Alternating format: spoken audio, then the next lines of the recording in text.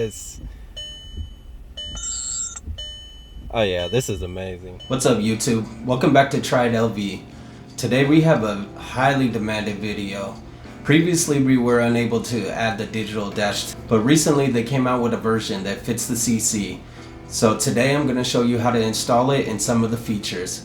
This mod definitely brings a new feel to your car and brings it a little bit closer to the year 2022. So without further ado, let's get to the install. I couldn't record everything because, excuse me, I don't have my stand with me right now, but I did get the cluster somewhat undone. There's a screw here, a screw here. Obviously you have to take off this panel, as well as a screw here, a screw here. And then I didn't take this all the way off. I just pulled it back far enough that I could get to the screws. Honestly, if you want to deal with taking the panel all the way off, you just got to remove those screws. I'm thinking there's another screw somewhere around here, but like I said, I wasn't gonna mess with all that. I just wanted to get this off first. So on the back there is a harness right here. So we gotta get this harness out. I need to find my stand, because this is not it. See, I can't do this with one hand.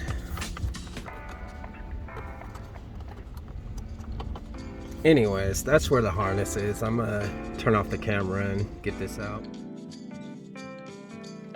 In the box you have a wiring harness. This just goes into the OEM wiring harness along with a USB adapter.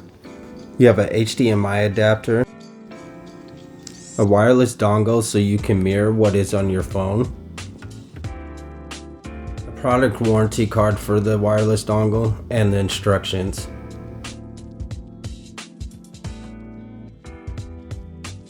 The wireless dongle came with a USB cord and another HDMI cord, the screws and zip ties, the digital cluster itself, and the trim to go around it.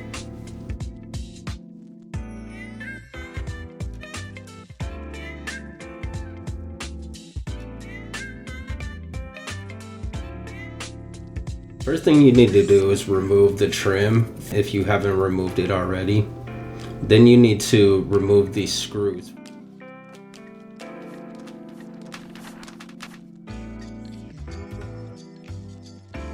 Once those are removed, then you can start taking apart the case.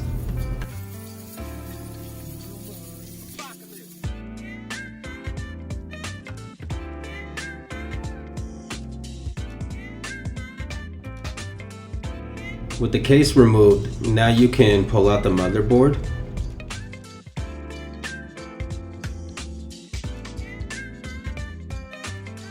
And there will be a strip that you have to take off that attaches to the previous screen.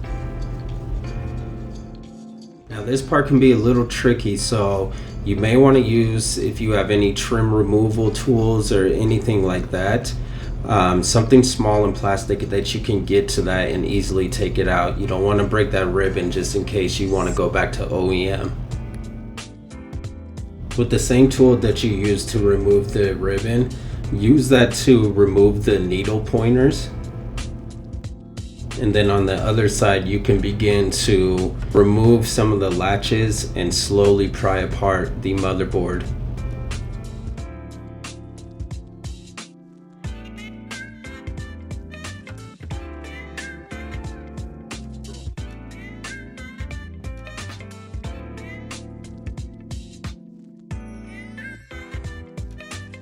So the way this works is it uses the OEM motherboard, and you just insert it into the new aftermarket digital dash.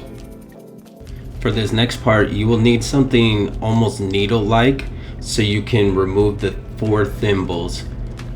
Once those are removed, place the screws back in and clip the case back together. Now this part is completely up to you if you want to do it or not. My car is already wrapped, all of the trim is, so that's what I'm doing, is just wrapping it.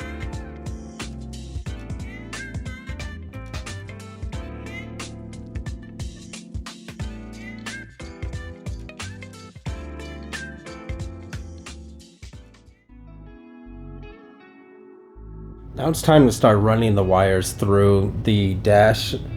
And what I did is I took it from the dash area down to where my stereo goes.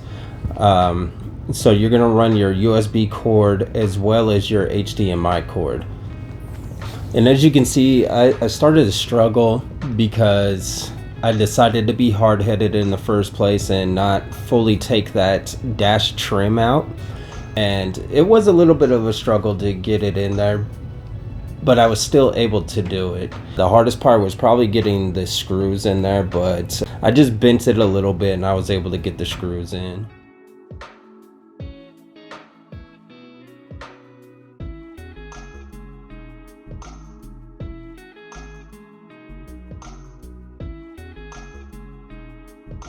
Now it's time to hook up the USB and the HDMI to the wireless dongle.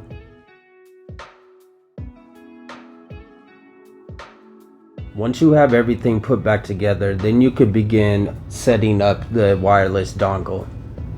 In order to do this, you need to go over to the navigation screen. And by doing this, you press the enter button twice on your steering wheel, and it will get rid of the speedometer so you have a full screen. In order to set up the wireless dongle, you will have to find this network. The numbers at the end may be slightly different, but your guide will give you the correct numbers. The default password should be 12345678. Once you are connected to the dongle, then you will have to go to your internet browser and type in 192.169.203.1. Once you enter the portal, you will have to find your local network. This was a little tricky for me because I do not have Wi-Fi in my car. So at first I tried to hook it up with my hotspot on my phone, but that created some issues. And I wasn't able to connect to the Wi-Fi as well as my mobile hotspot. What I ended up doing instead is getting close enough to my house to use my home Wi-Fi. Once you are hooked up to the Wi-Fi, then you need to upgrade the firmware on the device.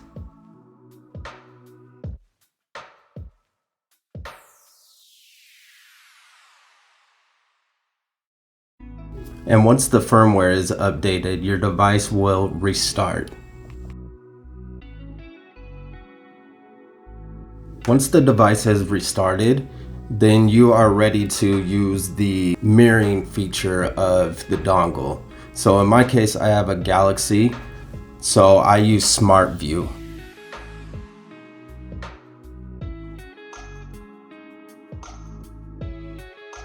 So this is just me messing around with it and mirroring what is on my screen. So after testing the mirroring options and messing around with the dongle, I fully got it installed, so let's go over some of the features.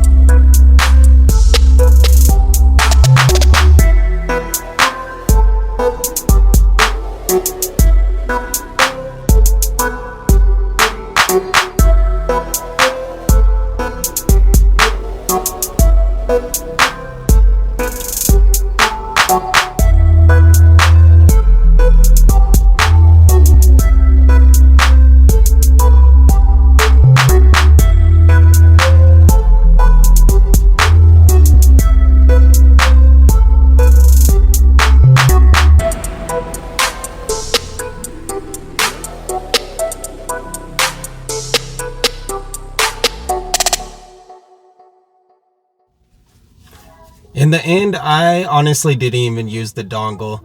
I got it all set up, and just, I guess I'm a little bougie because I'm just not gonna use screen mirroring. I don't like it. I don't like that you can see the top of my phone, and it just doesn't look right. The screen ratio and everything, it just, to me, it doesn't look correct on the dash. So what I ended up doing instead is, I have an extra Chromecast that was just laying around in my room, and I ended up using that instead. You just have way more features with that. You can cast whatever, and that's how you see me casting the game or YouTube or anything like that. And if you have a Roku or a Fire Stick, the Apple TV, any of those devices, you can use that as long as you have a way to power it. With Chromecast, you use USB, same with a Fire Stick. And then it uses HDMI for the input, so you're set there. Those are the only things that you need to hook it up. And then you need, obviously, your hotspot. Or I know there's a lot of companies that if you have a data line that you can add a hotspot to your car, just hook it up to the OBD.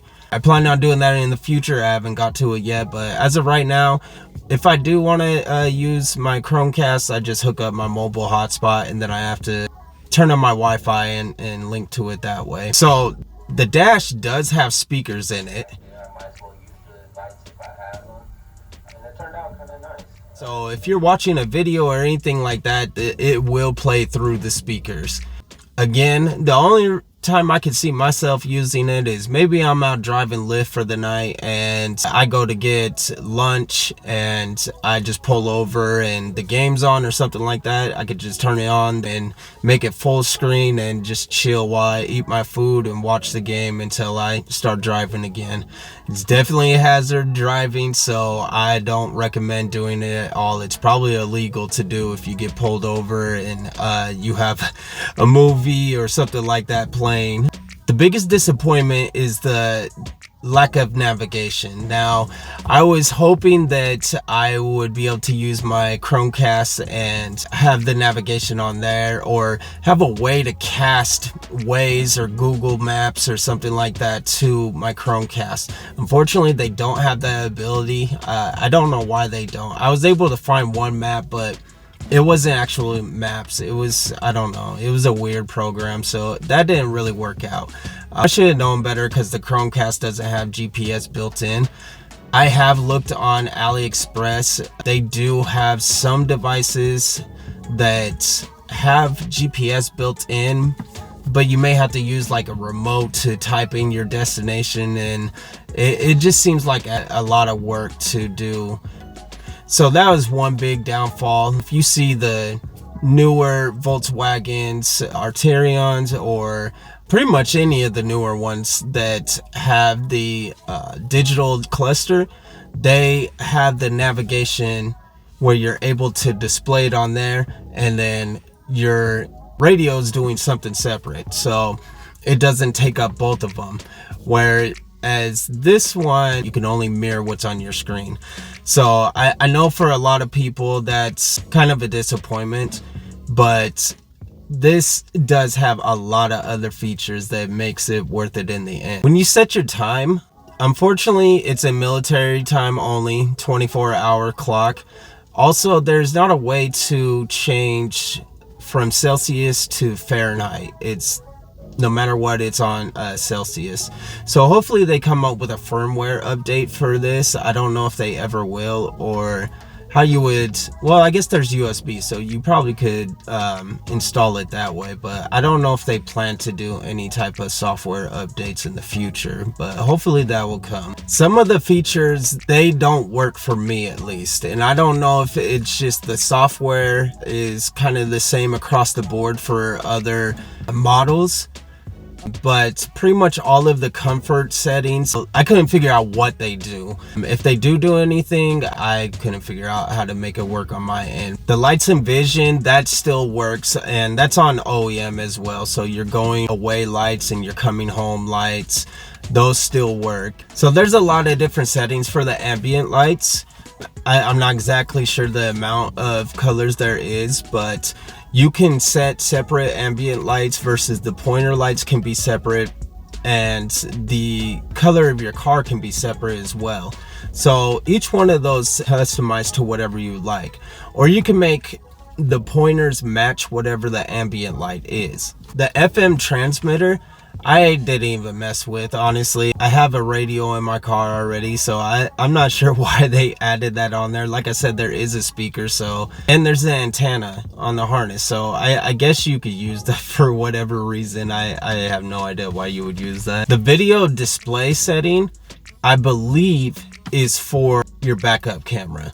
So in there's an option to turn it on or off. When you go in there, it just says rear display. So when you put the car in reverse, it changes to the navigation screen and it goes black. There is an input for video, so I do believe it's for a backup cam. Now I have a mirror already that has cameras in it, and my radio has cameras in it as well from the OEM setup, so I really don't have a use for that. I guess I may be able to get a splitter one day if I really want to and hook it up like that. But if you have an extra camera or a splitter, you can hook it up there and see your rear view camera through your dash. Now my car doesn't have lane assist or ACC, unfortunately, so I couldn't tell you too much about that. If your car comes equipped with it, then you may be able to take advantage of those features. I haven't been able to figure out how to calibrate the gallons left in my car. When I fill up, it says like I have like 800 miles left, which is not accurate at all. I'm not exactly sure how to, like I said, calibrate that. If I do figure that out, I will go ahead and leave a comment in the comment section. As of now, I haven't been able to figure that out. When you're in eco mode, and it's supposed to show when you're getting the best gas per gallon, it's kind of backwards. So you'll be driving and the gauge will, instead of going down when you hit on the gas, it goes up when you hit on the gas. So, you know, when you let off the gas and you're driving, you would think that that line would go up saying, okay, you're getting the best gas mileage, versus going down when you let off the gas. It doesn't make sense. It's like backwards to me. That's another thing I don't know how to really calibrate, or if that's just how it is. Previously, my car, the 2D instrument cluster, it didn't have that. You would get your average miles per gallon, but it didn't have a gauge. So maybe it's just not calibrated, or maybe it just doesn't have that option to be accurate. With the different views, you have classic, sport. With sport, you just have your speedometer right dead center in the middle. Gear and speed is self-explanatory. And economic and range is where I was saying earlier, it's supposed to show you your average miles per gallon, as well as how many miles you have left in your tank. As far as I can tell, the eco mode is the same as economic and range, minus the range. So it's pretty much the same. Now for Bluetooth, I have never been able to connect my phone to the Bluetooth. And I thought it was because I had an aftermarket head unit for my radio. So I went to my storage unit and I grabbed my OEM head unit and I hooked it all the way back up. And it made no difference. Literally the only difference that I noticed between aftermarket and OEM is the navigation on the dash showed the direction that I was going in. And that's consistent to what I was dealing with the OEM dash. As soon as I put my aftermarket head unit in, I lost that function as well. It no longer said the direction that I was going in. So it's a loss, but I mean, I don't personally mind it. It is what it is. I don't think you're gonna miss out on too much. Other than that, I don't think there really was any difference. I don't know if it's a thing that I can't figure out the Bluetooth and that's the issue, but I hooked up the OEM, I tried to hook up my phone, and it still never showed up. So for the audio section, that did work correctly for me. It does display the song that I'm playing, if I'm using it on Bluetooth. When I am using my Android Auto, I believe it just says Android Auto. I don't think it says the actual song.